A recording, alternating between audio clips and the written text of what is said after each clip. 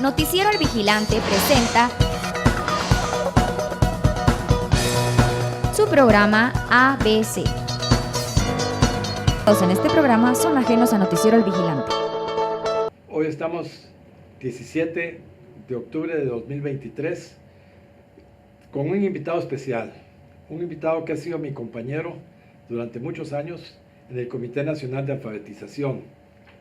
Con los sindicatos, precisamente cuando se inició hace 37 años, hablé con los líderes sindicales de esa época y decidimos juntos que no íbamos a cobrar ninguna comisión, siendo la primera institución, creo yo, en todo el país que trabaja con el gobierno en que no se paga a los miembros de la junta directiva, ni de la junta directiva del comité, ni de la junta directiva ni del comité, de las sesiones del comité.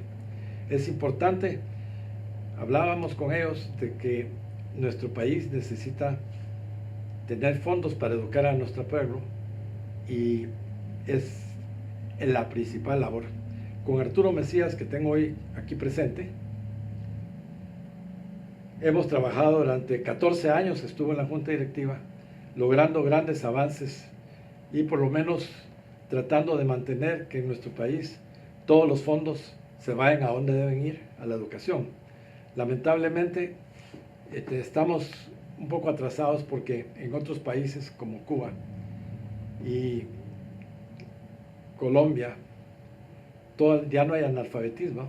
En Cuba lo hicieron un año obligando a toda la gente a que trabajara, pero el que se destaca para mí es Ecuador, donde también alfabetizaron en un año y para hacerlo cerraron la universidad estatal un año y el cobro para la admisión y toda la carrera fue alfabetizar. Y todos los estudiantes de la universidad alfabetizaron durante un año y al terminar se encontraron que había una universidad en cada departamento, algo que es urgente, una descentralización en nuestro país. Arturo, cuéntame cuáles han sido tus experiencias como líder sindical que has sido durante tantos años. Bueno, Jaime, francamente es una experiencia muy aleccionadora para la organización sindical, pero además de eso, cada día que transcurre como origen de mi actividad organizativa, yo inicié con la apertura democrática de Vinicio Cerezo, cuando ya dieron oportunidad de legalizar los sindicatos y hubo oportunidad de avanzar en el proceso organizativo a nivel de trabajadores del Estado. De esa época para la que estamos viviendo actualmente han habido nubarrones, han habido fortalezas y grandes debilidades. De esa cuenta es que la experiencia y el reto principal ahorita es remontar esos nubarrones y esos ratos negativos de la organización. Tal es el caso de lo que está inmerso nuestro país en este momento.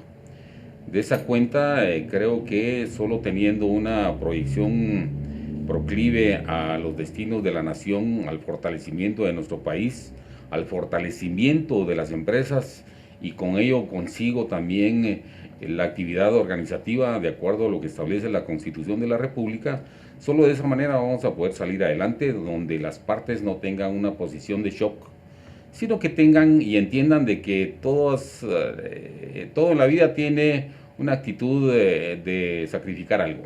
En este caso, lo que estamos viendo en el país es una polarización absurda, diríamos nosotros, en el contexto de cómo se está manipulando a los grandes sectores inmersos dentro de la crisis que se está generando aún más abundante en la realidad económica de los guatemaltecos y guatemaltecas, lo cual es realmente bastante negativo en función de lo que se ve, que esto ya tiene una orientación totalmente fuera de contexto y fuera de lo que debe ser la lógica organizativa. Sí, definitivamente es sumamente importante la posición esta y por eso con Arturo hemos sido grandes amigos en el comité. Cuando ingresé al comité y dije que representaba a CACIF, dijeron ¡ugh! Y me hicieron a un lado, pero al año ya estaba en la junta directiva y prácticamente estaba desde entonces, cada 2 años sí, un año no, salvo cuando me quité para que entraran las cooperativas, que es otro elemento importante para nuestro país, porque toda nación, todo pueblo, tiene que buscar el mejor sistema para que el pobre sea lo menos pobre posible. Y eso solo se logra con un desarrollo económico y un desarrollo industrial. Nuestra industria, increíblemente, está pequeñísima. No producimos nada, casi. No tenemos una tierra riquísima en materiales que en todo caso se los llevan para mecanizarlos en otras naciones, cuando deberían quedarse aquí. Aquí no debería ser un solo pedazo de material que no fuera convertido en producto terminado. El café debería ser hecho café en polvo, como el azúcar. Y así todos los otros elementos, la madera. Tenemos madera, bosques importantes, que hay que quitarlos de vez en cuando, pero resembrarlos inmediatamente, como lo hacen en Suecia, donde tienen un sistema donde se van a lo largo cortando y sembrando, cortando y sembrando, cortando y sembrando, y con eso, por ejemplo, hacen el papel, algo que deberíamos tener una fábrica de pulpa de papel, que tuvimos una que nunca pudo arrancar, que estaba ya en carreteras a Puerto Barrios, ahí se quedó la maquinaria. Yo usé en la fábrica, cuando teníamos la fábrica de papel con mi familia, usé parte de la pulpa, fue la única que se usó para hacer papel, pero se hizo papel periódico y papel blanco. Pero la organización sindical es básicamente sumamente importante. Un día llegaron conmigo y me dijeron, ingeniero, vamos a hacer una asociación sindical. Y le digo, mire, les dije, hemos sido amigos toda la vida, pero vengan todos el lunes, porque era un día viernes, que aquí les voy a dar su tiempo. Cuando llegaron el lunes, no, ingeniero, que nosotros no. Le dije, yo no estoy en contra de que hagan el sindicato. Lo que estoy en contra es que lo hagan a escondidas. Los líderes se van para afuera y agarremos el sindicato y volvamos una acción solidarista, que es lo mismo. Ustedes saben lo que quieran como sindicato, pero tienen una ventaja. Dinero que ustedes ponen, dinero que pone la empresa. En un año habían puesto 1 millón de quetzales de esa época y la empresa tuvo que poner 1 millón de quetzales. Y un día llegaron y me dijeron, ingeniero, no, entre los dos, subieron medio millón cada uno, 1 millón en total. Ingeniero, invertimos el dinero. ¿En dónde? En un banco, al 15%. Dios mío, dije, cabal, el banco quebró y perdieron todo el dinero. Es decir, siempre tiene que haber una supervisión y un apoyo para los trabajadores. Los trabajadores son personas inteligentes que todo. Los que tenemos que arrancar, como estamos desde CONALFA, y la educación desde escolar, todo el mundo va a llegar hasta tercero básico mínimo, obligado, nada que yo tengo derecho. Tenemos que cambiar derechos por obligaciones. Tenemos la obligación de educar a nuestros hijos. Tenemos la obligación de mandarlos a la escuela. Tenemos la obligación de trabajar hasta tener fondos suficientes para poder alimentar a nuestras familias. Así como el Estado, o el gobierno, perdón, aquí confundimos mucho Estado con gobierno. Hoy hablar del Estado y el Estado somos todos. El gobierno tiene la obligación de montar escuelas, obligación de tener buenos alumnos, obligación de exigir que cumplan los padres. Y eso hace que todos tengan una mentalidad positiva. ¿Tú qué piensas de eso, Arturo? Ese es el punto neurálgico, diría yo, de lo que es el ser de la organización sindical y la organización de los trabajadores. Mencionaste las organizaciones solidaristas. Te quiero comentar que hubo un tiempo que se decía ese es el demonio a la par del sindicato y que se generaban para minar la organización sindical. A lo largo del tiempo, lo que se puede apreciar con la experiencia que hemos recorrido es que todo tipo de organización que venga a plantear la superación de los trabajadores y trabajadoras es bien recibido.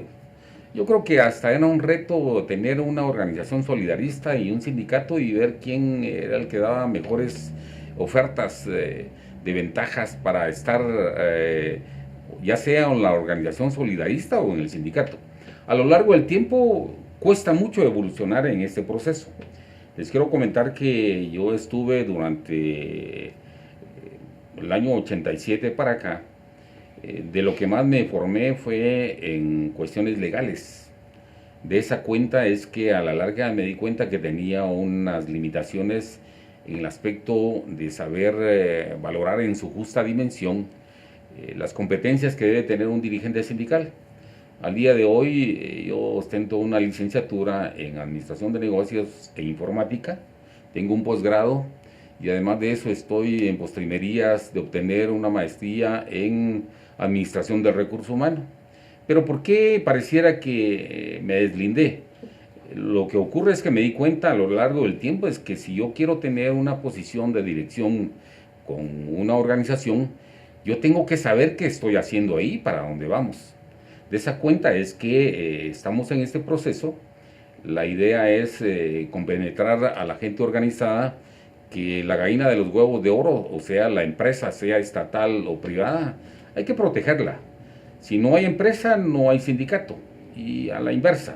Digo a la inversa porque como es un principio constitucional estar organizado en sindicato, si se tiene clara esa reflexión, yo creo que las cosas pueden caminar con otro matiz.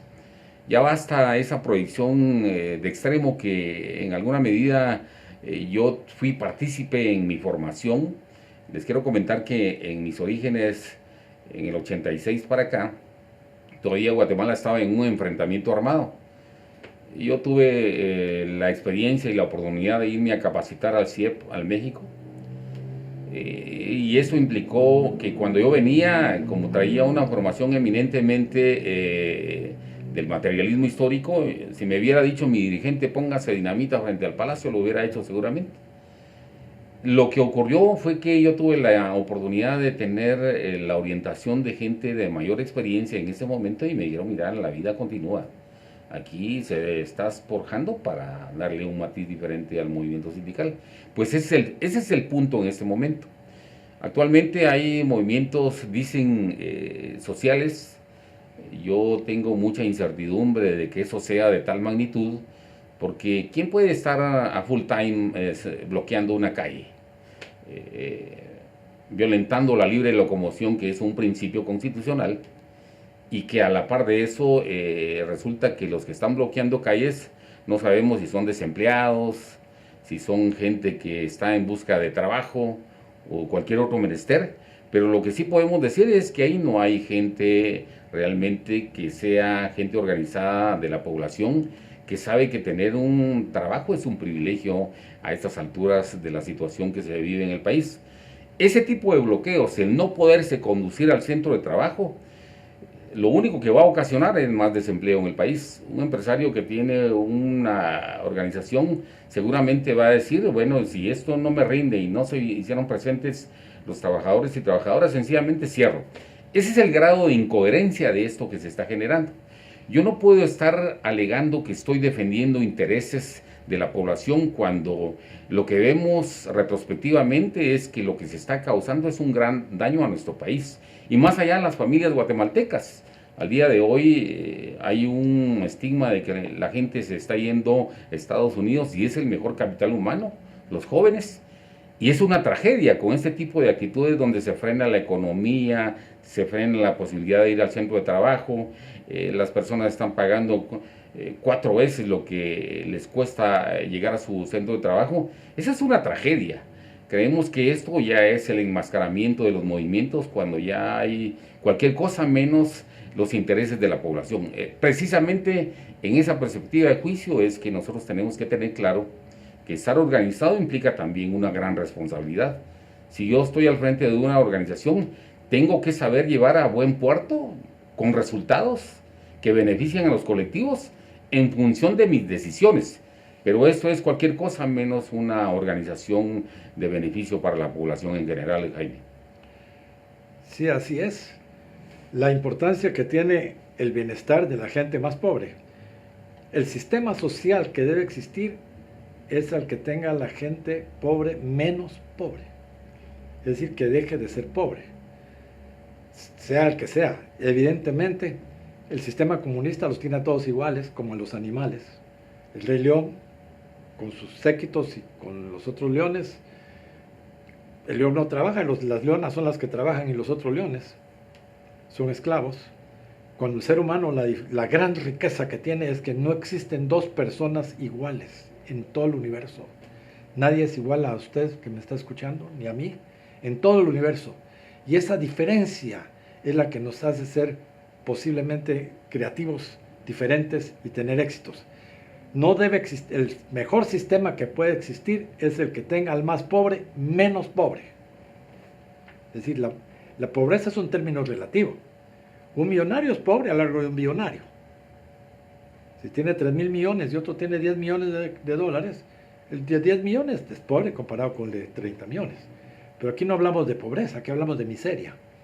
La miseria es el que no le alcanza, que apenas se le alcanza para comer, que apenas si tiene un cuarto para dormir, inclusive que casi no tiene.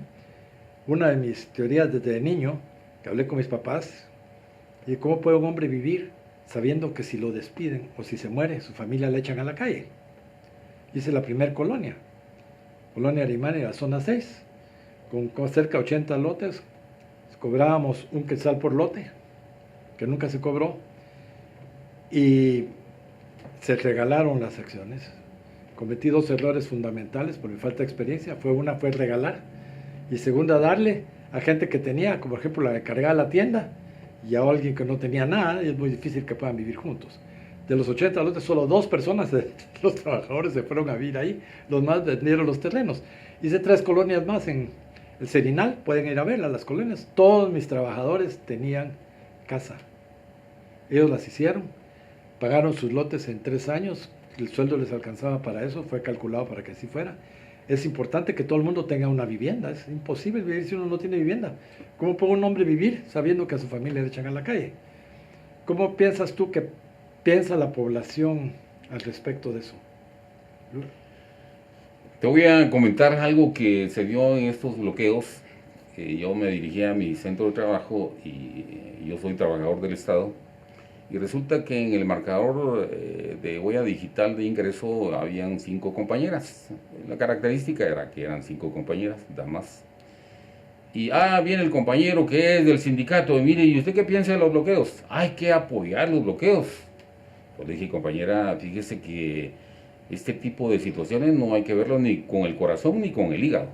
Dígame, ¿usted dónde vive? Yo vivo en Villahermosa, me dijo.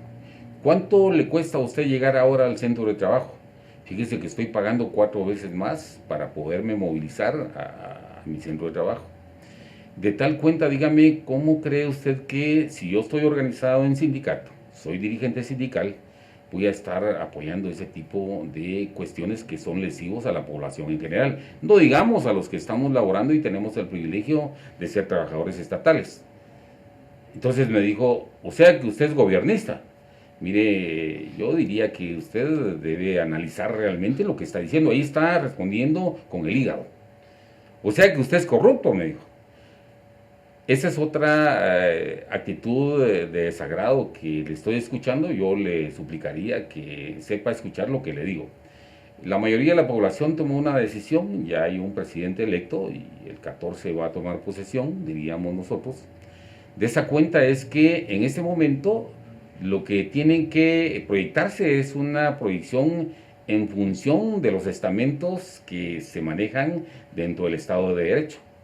Eso quiere decir que si hay especímenes bloqueando la libre locomoción, dígame, posiblemente usted tiene hijos o tiene nietos, millennial, y seguramente el trabajo lo van a perder. ¿Cómo cree usted que yo puedo estar respaldando a alguien que me está vedando la libre locomoción? Ese es un grado de tontería, compañera. Yo diría que debemos de ser reflexivos. Un poco invocando esto. Al final terminó la conversación. Gracias por su punto de vista. No, la idea es analizar, no pensar con el hígado ni el corazón. Pues lo mismo es lo que está ocurriendo con la población.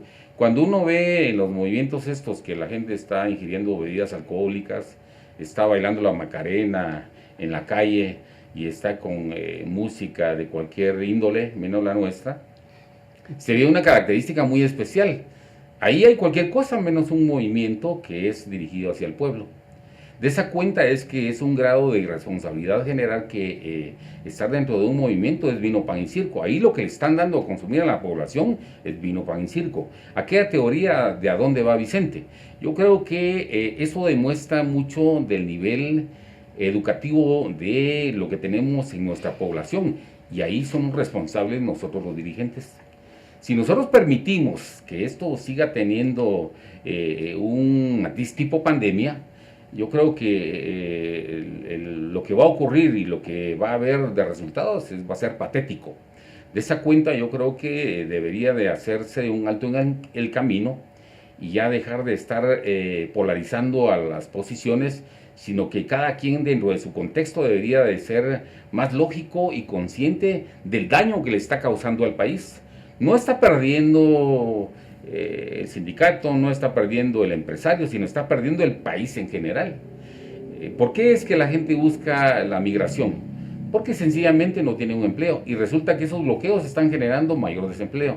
De esa cuenta, lo que se está encontrando en este momento, yo creo que ya es una historia, una consecuencia de lo que se puede originar producto de frenar la libre locomoción de los ciudadanos y ciudadanas del país.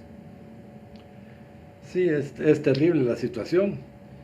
Y hay un tema que sí quisiera que tal vez tocar. 2 de mis hijos ya emigraron, viven en Estados Unidos con sus familias. Aquí no hay oportunidades. Las empresas no crecen. ¿Qué opina usted sobre los sindicatos y sobre el salario mínimo? Si en Alemania, después de la guerra, los ingleses y los europeos y los Estados Unidos decidieran que no se desarrollara Alemania y solo pusieron una cosa para que no se desarrollara Alemania: el salario mínimo. Con eso no se desarrollaba Alemania. Tuvo que hacerlo Ludwig Erhard, que era el ministro, con Konrad Adenauer, que era el jefe. Tuvieron que quitar el salario mínimo un día domingo, porque estaban supervisados por los gringos, y cambiar el nombre de la moneda. Si no, Alemania no se desarrollaba. La prueba en Guatemala es que el salario mínimo solo los pueden pagar las empresas grandes. Los pequeños no pueden. La mayor parte de la población en Guatemala no tiene salario mínimo. ¿Por qué? Porque no se puede pagar. El gobierno paga. Un gobierno que no debería estar manejando nada más que la policía y la seguridad.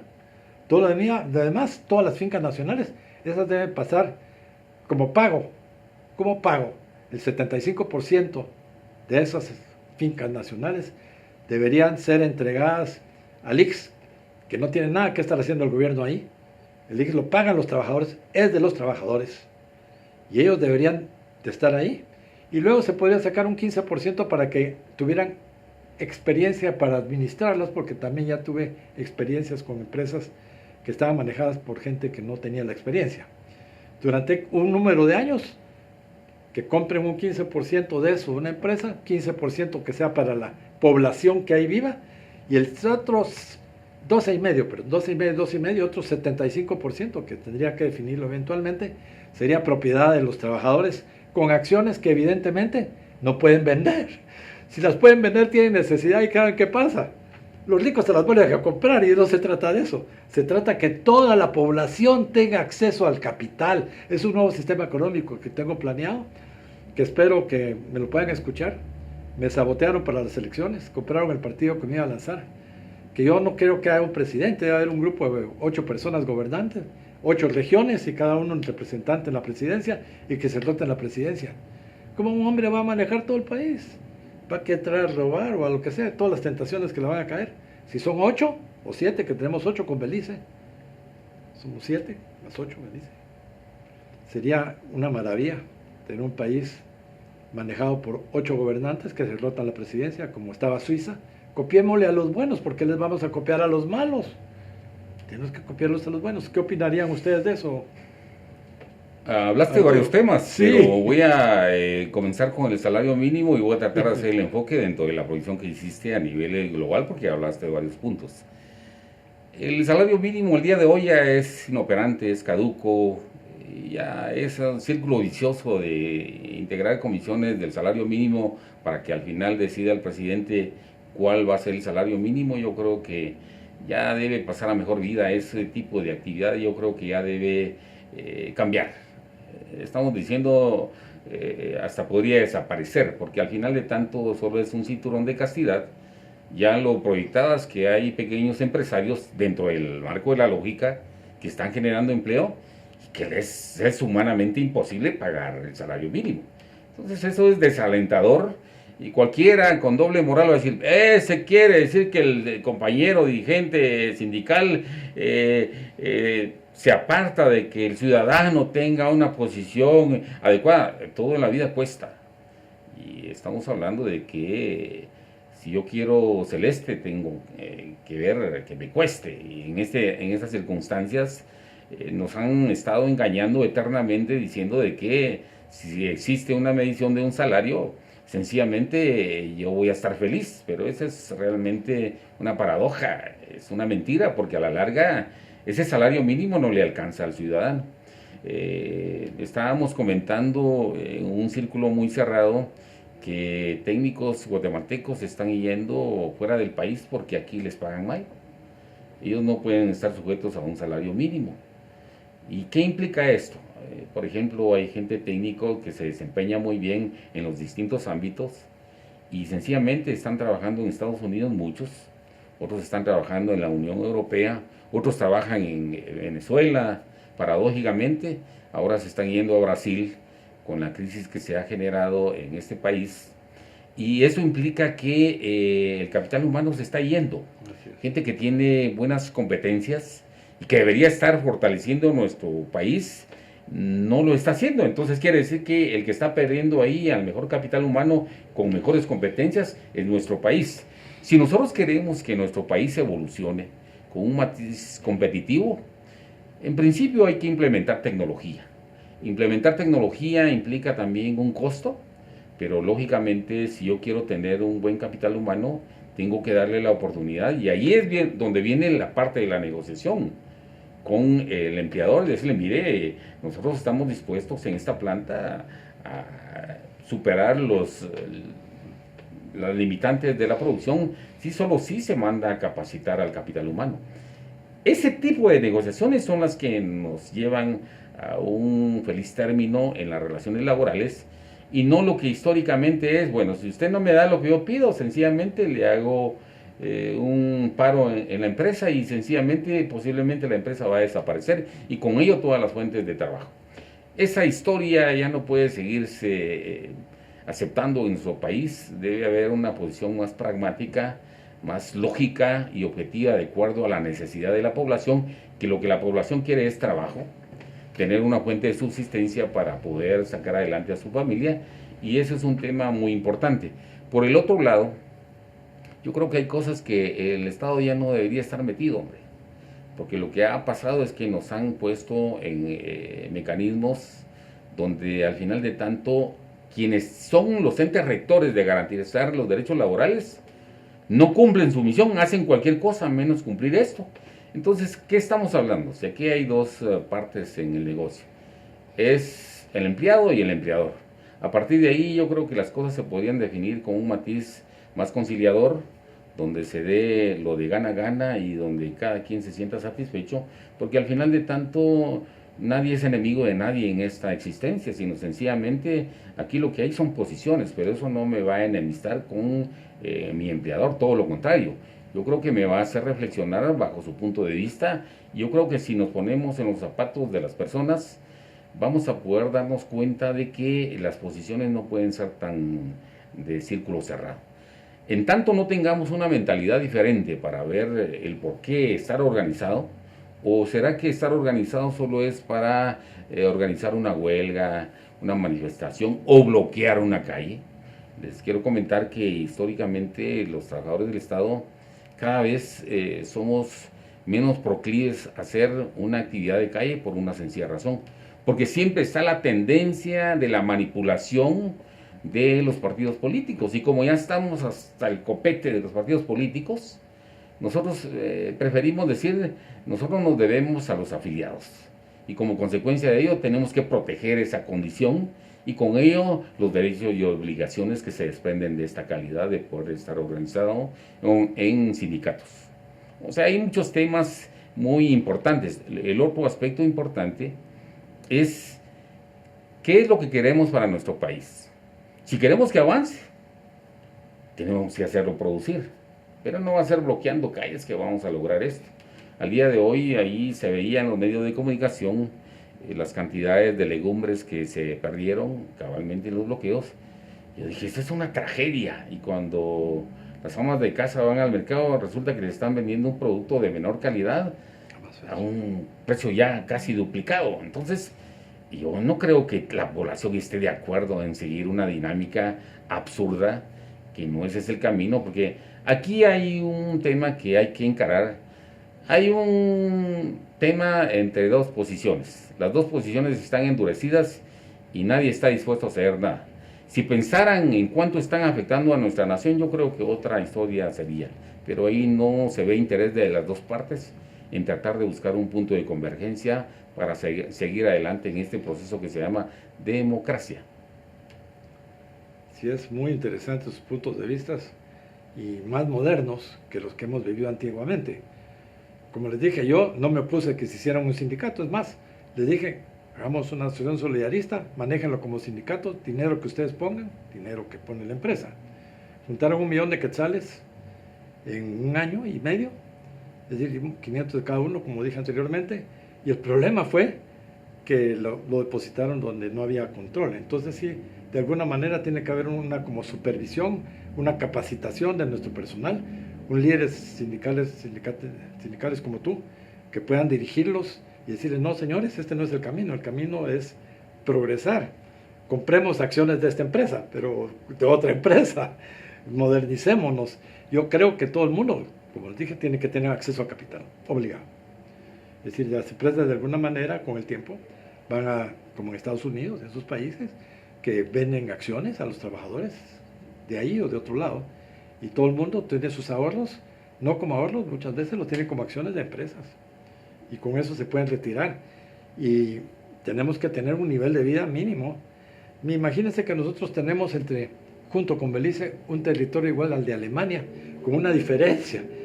Aquí no hay nieve, no neva. Nuestra gente es capaz, igual que aquella, pero nos han lavado el coco. Nos han hecho de afuera, nos han hecho con cosas, nos han dado ideas, mal entrenamiento. Y vamos con este hombre que está aquí conmigo, Arturo. Años trabajando para alfabetizar el país y debíamos de haberlo alfabetizado en 1 año. Los comunistas lo hacen rápido. Cuba lo alfabetizaron en 1 año, igual que Ecuador, como dije la vez pasada. Guatemala tenemos que alfabetizarlo en 1 año, pero tenemos que dar a toda la gente hasta tercero básicos. Y tenemos que crear un cambio de mentalidad, no de conformismo, sino que de ambicioso. Si tenemos un pueblo que no es ambicioso, no sirve para nada. Tenemos que, yo quiero tener más, yo quiero ser mejor que ese viejo que está aquí conmigo, debería ser Arturo en su mente. Tengo que superarlo. Y así todo el mundo. Yo quiero ser mejor, tengo que prepararme. Y yo comencé a escribir libros, ya escribí el primero, una traducción de Self-Help. Este libro fue el que cambió a Japón. Japón se cambió en 20 años, y cuando lo narraba, lo escribió Samuel Smiles del libro, Milton Friedman, cuando narra el libro y compara al campesino guatemalteco con el japonés de 1868, cuando subieron la Universidad de Meiji.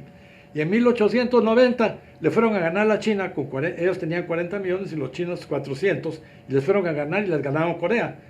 El general que ganó la guerra tuvo la tontera de regalarle la mitad a la China, por lo cual fue destituido, y por eso Corea está partido en 2 desde entonces. Entonces las decisiones que se toman tienen que ser, si hubieran sido parte de Japón, imagínense cómo sería Corea.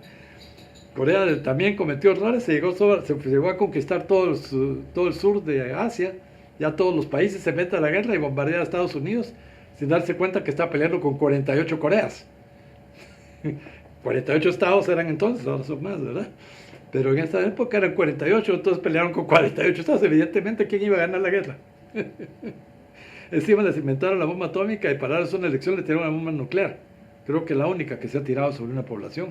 Y me imagino que están arrepentidos por eso, porque la pudieron haber tomado sin necesidad de tirar esa bomba nuclear. Nosotros, Dios nos enseñó, Cristo nos dio 2 mandamientos. Nos redujo los 10 a 2. Uno, amar a Dios sobre todas las cosas. Créanme que es difícil. Y amar al prójimo como a sí mismo, a veces es más difícil. Aunque nos haga un daño, tenemos que amarlo igual que a nosotros. Lo estamos haciendo. Podemos llegar a gobernar y a robarle al más pobre. ¿Qué le va a pasar cuando se vaya? Todos no nos llevamos nada. ¿Qué les va a pasar? si le robaron dinero al campesino que no tiene ni para comer, si le robaron el dinero que iba a servir para educar a la gente, a los pobres. Nosotros tenemos que descentralizar el país inmediatamente. Copiarle a los sabios, a los suizos, ellos tienen 8, uno por cada región. Aquí tenemos 7 regiones. Bueno, un gobernante y ahí se rotan la presidencia. Tenemos que modernizarnos, no nos podemos quedar con lo que nos han enseñado los que no lo hacen así. Estados Unidos tiene 48 estados, vayan a ver si no están divididos. Y si no gobiernan todos. Y cada estado se gobierna independientemente. Inglaterra, no digamos. Imagínense que Inglaterra tiene 128.000 kilómetros cuadrados. 130.000. Y Guatemala y Belice tenemos el mismo territorio que Inglaterra. Inglaterra dominó todo el mundo durante 30 años. Y nosotros aquí, que tenemos mejor tierra que ellos, que tenemos gente capaz si la entrenamos y aprenden y si los educamos bien, es imposible. Nos tienen pavor, por eso es que vienen a tratar de meter las ideas. Miren cómo se interesan por Guatemala. ¿Por qué no se interesan en que nos mejoremos económicamente? Montar empresas. Aquí tenemos materiales para hacer carros, para hacer todo. Tenemos petróleo inclusive, que se lo están llevando. Y el pueblo de Guatemala con la boca abierta. Es hora de que cambie esto. ¿Qué opinas tú al respecto, Arturo? Sin duda alguna, Jaime, ese es un punto toral para nuestro país, porque lo que estamos viendo aquí es que pareciera que teniendo tanto capital humano, teniendo tanta gente que sabe hacia dónde debería de conducirse nuestro país, hay un gran problema que no logramos ponernos de acuerdo. El otro aspecto importante que hay que visualizar es que en los puestos de conducción, estamos hablando del Estado, debe estar gente capaz, no gente mediocre como la que hemos venido teniendo en los últimos tiempos, porque solo van a ver y a subir su cuerno de la abundancia. Hay una gran paradoja en los salarios que tienen los funcionarios en Guatemala, que se incluyen dietas, que es comparado con un país desarrollado, pero un país subdesarrollado. Eso realmente es una ingratitud en nuestro país, porque el simple hecho de ser un funcionario con un salario de una jerarquía superior, ya lo pone en una posición de privilegio, y si sumamos 4 años y hacemos números, nos damos cuenta que él ya puede retirarse con una solvencia muy relajada, y entonces, ¿por qué estarle sumando un nivel salarial con dietas o cualquier otro tipo de gastos cuando es un país que tiene una serie de precariedades? Aquí estamos hablando de la ética de los funcionarios. Pareciera que en Guatemala tenemos muy buenos profesionales, pero a la hora de que les ofrecen la posición de conducción, como que dicen, como hoy por hoy, ética te voy a guardar, y aquí vamos a ver cómo logro llenar mi cuerno. Yo creo que en tanto estemos con esa doble moral, nos vamos a seguir llenando de dirigentes estatales que han llegado por un procedimiento clientelar, que no es el mejor capital humano. Al día de hoy te quiero contar, Jaime, de que hay mucha gente dentro de la planilla del Estado que ya es un lastre, porque hay una estadística que por cada jubilado, 3 de los que estamos activos estamos financiando a ese jubilado que se va. Y eso es una tragedia, porque ya venimos a hablar del contrato clientelar que se ha fomentado desde el tiempo del gobierno de Álvaro Arzú hasta la presente fecha, y pareciera que no hay ninguna institución estatal. Los referentes que tendrían que ver esto no lo ven, y uno se pregunta, bueno, ¿y entonces dónde está la institucionalidad del Estado? ¿Qué está ocurriendo con el Estado? Los entes que tienen que estar controlando la mesura dentro de las planillas estatales, al día de hoy llegan contratos clientelares que triplican y cuadruplican el salario de una persona que es estable o denominado o identificado como 011. ¿Y saben qué es lo más ingrato? Que cuando después de 4 años les cortan el salario clientelar, demandan al Estado y ellos ganan. Quiere decir que el Estado paga de ida y vuelta. Y como los funcionarios no son responsables de los actos que cometen, en este caso, el que paga es el erario nacional, no es el funcionario. Ese tipo de actitudes ya no puede continuar. En principio, debe haber un balance cabalmente de este contrato clientelar para sanear el Estado, yo diría que solo con eso el presidente electo ya tiene una gran responsabilidad. ¿Será que él va a sanear las instituciones de este contrato clientelar o será que va a hacer más de lo mismo? ¿No será que ya hay una proyección de visualizar cuáles son los mejores salarios del Estado y ahí ya hay compromiso de ir a insuflar a toda la planilla que estuvo alrededor de él? Si eso fuera así, vamos a decir que sería totalmente lamentable, más de lo mismo. Diríamos nosotros que solo con pensar en eliminar ese contrato clientelar del Estado, el contrato clientelar es aquel que yo le doy a alguien que no tiene las competencias, ni el nivel intelectual, ni las capacidades con meritocracia demostrada, y lo pongo en un puesto donde realmente no va a ir a hacer nada, va a ser un lastre. Y van a seguir trabajando los que tradicionalmente lo han hecho, que son los técnicos del Estado. Ese es el contrato clientelar. Pues cuando se hace un balance en instituciones, hay en unas más que otras. Les quiero comentar que la fortuna es que donde hay sindicatos del Estado no han podido entrar al 100% con el contrato clientelar, pero en las instituciones donde no hay sindicato, ellos se han servido con la cuchara grande. Y si van a ver, ahora resulta que el contrato clientelar está triplicando al trabajador estable, un 011, que es el que mueve el eje de la administración pública. Yo creo que esos son elementos importantes. Aquí estamos hablando también de la ley del servicio civil. Al día de hoy, que no los engañen, se ha estado hablando de que es necesario tener un servicio civil con meritocracia.